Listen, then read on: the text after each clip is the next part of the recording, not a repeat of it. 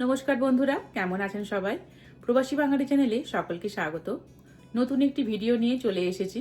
আপনারা অনেকেই অনুরোধ করেছিলেন যে পিঠের রেসিপি দেখানোর জন্য, তাই ভাবলাম আজকে পাটিসাপটা পিঠেটা দিয়েই শুরু করি।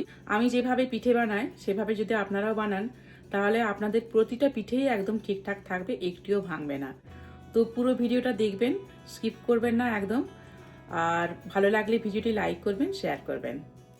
আমি এখানে একটা মিক্সিং বোল নিয়ে নিয়েছি। তো এখানে আমি দুটো মেজারিং কাপ ইউজ করছি। এটা হচ্ছে হাফ কাপ আর এটা হচ্ছে 1/4 কাপ। এই দুটো কাপেই আমি এখন সব কিছু মেজার করে দেব। মেজারিং কাপ না থাকলে আপনারা যে কোনো বাটিও ইউজ করতে পারেন। প্রথমে আমি নিয়ে নিচ্ছি হাফ কাপ সুজি।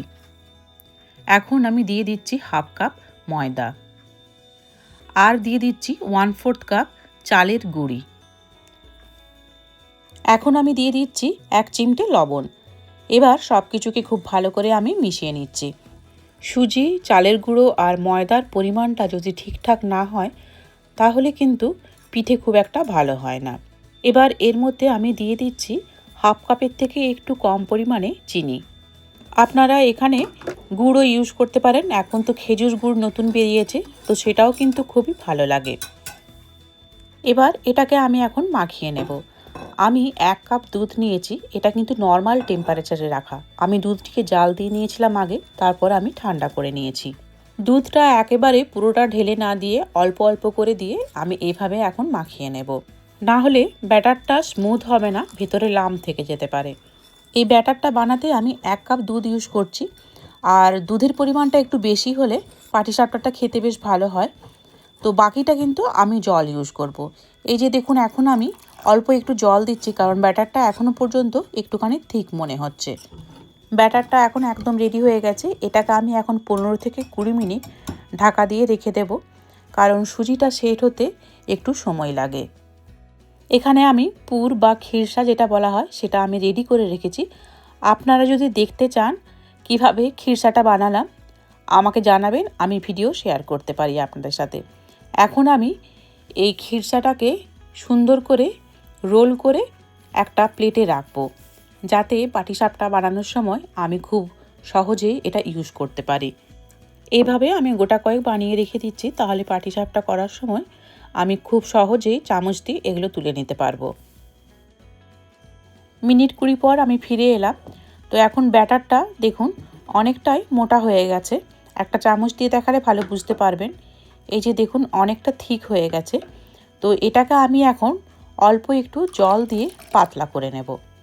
ব্যাটার খুব মোটা হয়ে গেলে পাটিসাপটাগুলো শক্ত হয়ে যায়, আর খুব পাতলা হলেও কিন্তু ভেঙে যায়। তো ব্যাটারের কনসিস্টেন্সিটা ঠিক এই রকম হতে হবে। ব্যাটার একদম রেডি। এবার পাটিসাপটাগুলো বানিয়ে নেব। প্রথমে আমি ফ্রাইং প্যানটিতে একটুখানি ঘি ব্রাশ করে দিচ্ছি। আপনারা চাইলে কিন্তু সাদা দিলেও করতে পারেন।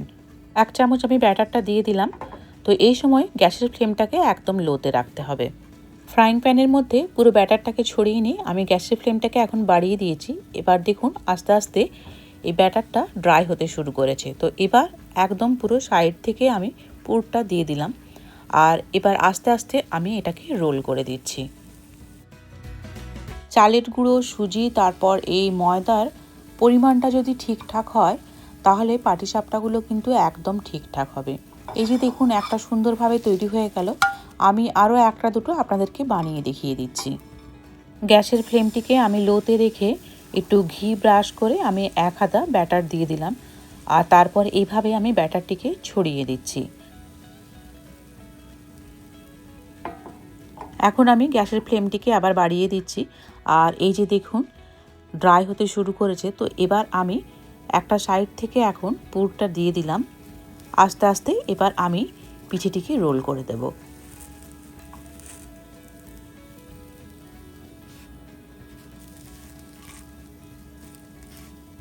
এই পিঠেটাও হয়ে গেল। এটা আমি এবার তুলে নিচ্ছি। একইভাবে আমি বাকি সব পিঠেগুলি বানিয়ে নেব। বন্ধুরা যারা আমার ভিডিওগুলি দেখছেন, ভিডিও ভালো লেগে থাকলে অবশ্যই লাইক করবেন, শেয়ার করবেন। অনেক বন্ধুই আছেন যারা মাইক্রোওয়েভ ওভেনে রান্না দেখতে বেশি পছন্দ করেন। তো আমি সব মিলিয়েই ভিডিও দেওয়ার চেষ্টা করছি। আশা করছি আপনাদের ভালো লাগবে। এরকম নতুন নতুন ভিডিও পেতে হলে আপনারা যারা এখনও পর্যন্ত চ্যানেলটিকে সাবস্ক্রাইব করেননি প্লিজ চ্যানেলটিকে সাবস্ক্রাইব করে দেবেন। সব পিঠেগুলি আমি বানিয়ে নিয়ে চলে এসেছি। হাফ কাপ সুজি আর হাফ কাপ ময়দা দিয়ে দেখুন কতগুলো পিঠে হয়েছে। আর প্রতিটা পিঠে কিন্তু একদম পুরো নিখুঁত হয়েছে, একটিও ভাঙেনি।